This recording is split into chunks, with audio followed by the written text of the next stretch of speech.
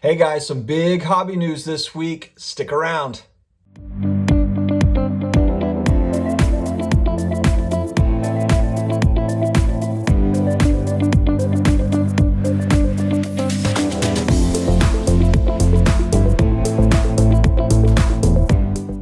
Hey, sports card collectors, investors, all my collectibles friends, how are we doing? It's Tuesday. I love Tuesdays because I do my weekly hobby news report.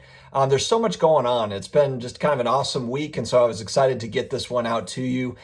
First, though, before we get started, if you are new here, we have more than 400 videos on the channel, all collectibles, personal finance, a lot of sports card talk on this channel, and it's mostly daily content, 6 days a week. So if you're looking for that consistent content, this is it. So hit that subscribe button, karate chop the notification bell, and let's go ahead and get started. One other thing, if you would like to support the channel as well through Amazon purchases, we do have a Amazon links within the video description. And so if you buy anything through those qualifying purchases through those links, we do get a small commission. Any help would be very much appreciated. Thanks, guys.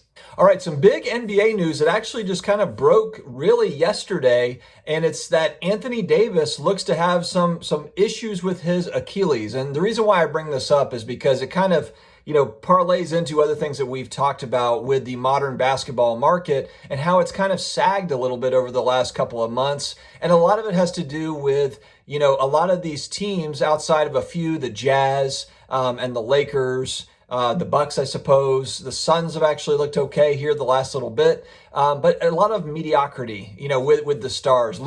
He's looked fantastic, but his team just hasn't played that great. And there's a lot of teams kind of in that same boat, and there's been a little bit of star fatigue, I think, the prospecting fatigue in the hobby here recently. And a lot of that is when you look at the standings, it's kind of like there's the Lakers and everybody else. Well, if Anthony Davis is out for an extended period, and I have to believe that they're going to be really careful with this injury because an Achilles is a big deal for a basketball player, especially a guy of AD's size that is asked to do a lot on both the offensive and defensive side of the ball.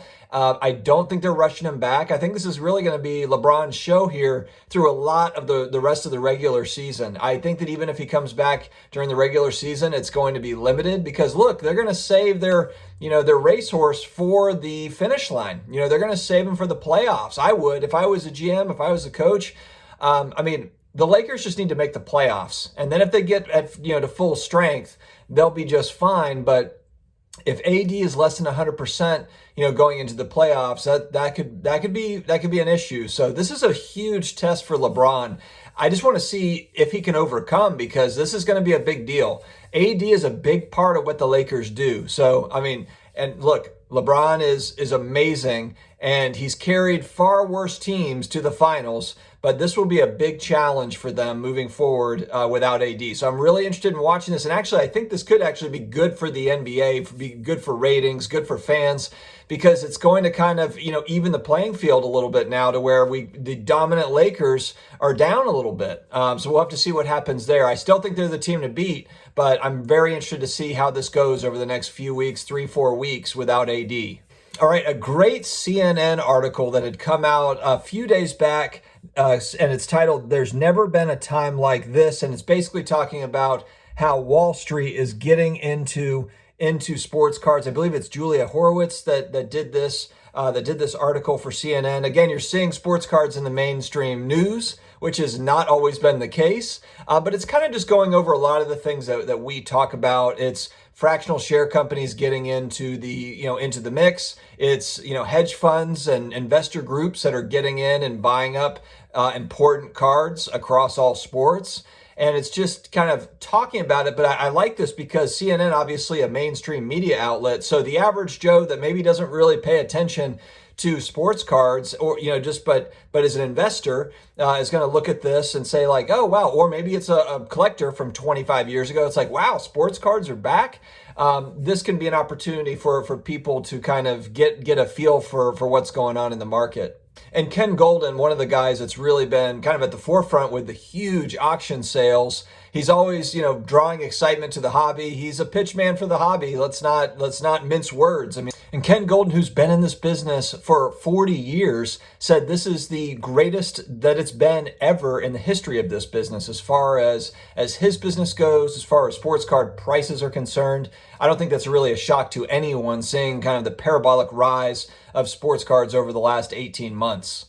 The article also kind of references more and more financial professionals, finance people that are really giving this more credence as an asset class. And we're seeing this across not just sports cards, but a lot of different types of alternative investments and collectible type categories, which excites me. I mean, really, that's something that I want to see it happen. I want to see some of these, some of these markets really become more mainstream and really mature. I think that would be great for everybody because, frankly, this is the most fun I've ever had investing in anything.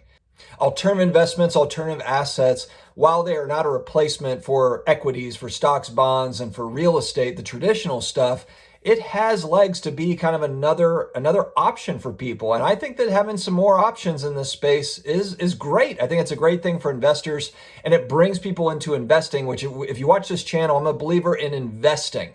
I want, really everyone to get into that savings and investing mindset, not as much consumption of stuff. So when I look at my channel as a whole, I know I talk about a lot of the pop culture fun collectible stuff, but the investing piece where it comes into any of these things, I think it's healthy, for personal growth, for financial growth. So I think this is all good stuff. All right, guys, next up, kind of a touching moment for all of the Kobe fans, the basketball fans out there. There was a tweet by Kevin Durant to where he was showing himself signing the other half of a one-of-one Immaculate Collection card with Kobe and him on it. And Kobe had signed the other half, and it just was waiting on Durant's signature. It was a gift from Panini. I thought that was just kind of a cool story to share in case you didn't see it, but it kind of shows him signing it, and he's going to keep it. But just, with the passing of Kobe and just dealing with the shock of it, it's just cool to see something like that happen. And Kevin Durant is he's an investor in Star Stock, I believe is the platform name. So he's involved in cards as well. I don't know how much he's actually involved in the day-to-day, but he is putting some money behind the hobby. Sports Collectors Daily, a great site for news, great news site. They put out a really awesome article. Check them out too. I'll put a link in the video description for Sports Collectors Daily, but it's all about 86 Fleer stickers for basketball and just kind of going through and talking about how it's kind of made a name for itself here recently. Obviously, these were already popular cards, but it's become a little bit more mainstream, the sticker set. That 86 Fleer set in general, we see kind of this is what it looks like back here with the Jordan.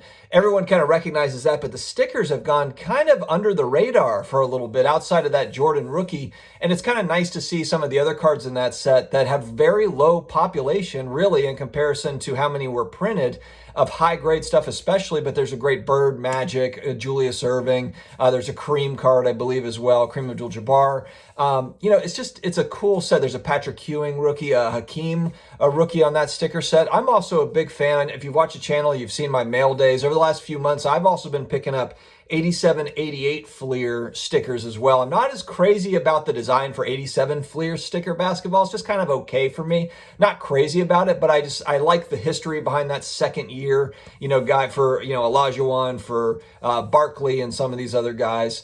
So and if you've been watching, I like that 86 to 88 spot. There just wasn't a lot of basketball sets made in the 80s, and now they're kind of getting their due. We've seen that over the last few months, and it just makes sense. If you look at the population reports, the data behind it, it makes absolute sense. So check out that article. It's a great little write-up on each card in that Fleer, the 86 Fleer sticker set. And out of that set, the Jordan and a PSA 10, which out of 13,000 that they've graded, less than 1% have gotten a PSA 10, and one of them just sold for over $230,000. The Gem Mint Jordan rookie Fleer sticker. It's an incredible card. I love the look of that card. It's iconic in its own right. I remember seeing that card as a kid in the card shops. You guys, I know I talk about my old days, in the late 80s, early 90s, but I remember seeing that card raw, of course, because there were no graded cards in 1989 and 1990.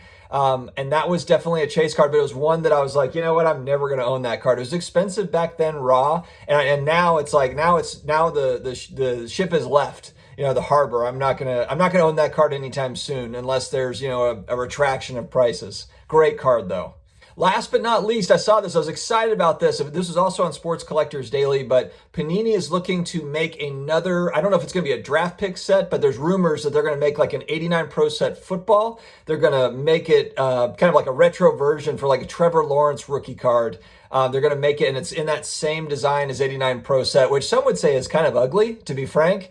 But just for the nostalgia, for me, 89 Pro set was widely available. They printed a ton of it, but the Barry Sanders, Oklahoma State rookie card in that set is a fantastic card, as well as the Deion Sanders and the Seminoles rookie card as well. There's just some cool cards in that 89 Pro set, and I remember I've got fond memories in my youth of opening a lot of those packs, chasing after Barry Sanders, chasing after Deion, just great, good times. So check that out. If that does come to fruition, that's kind of a cool throwback, especially for those folks that are in my age group, that are in that 35 to 45 age group. That'll kind of kick back the nostalgia, some of the memories. Hey guys, we try to end each video with some sort of kind of a positive message, positive affirmation as we head into the day. I usually drop these about 8 a.m., 8:15 a.m. Eastern time. So hopefully this is like on the way to work or something, just when you get up, kind of open up your day with a positive message. And I want to kind of remind everybody, we've talked about this before too, and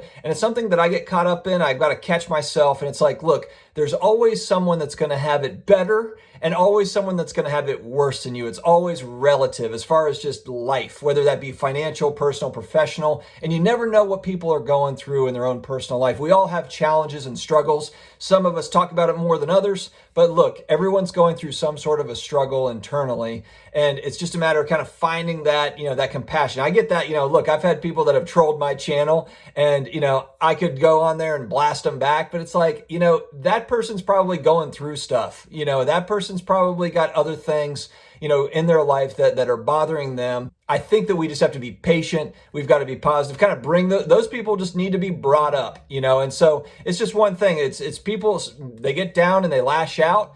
And look, I don't take it personally. It's just someone having a bad day, and we all have bad days. So guys, if someone, ticks you off or just doesn't, just rubs you the wrong way, they're probably just having a bad day, and it can't ruin your day, because we have to be focused. With this channel, it's all about, personal development. We're always growing. We're always building brick by brick. And so go out there and crush your day to day. No matter what comes in your path, you are going to just hop right over that obstacle. So stay positive, stay confident, stay healthy, stay together, stay tight with your friends and your family. Have an awesome day, and I will see you again tomorrow. Take care, guys.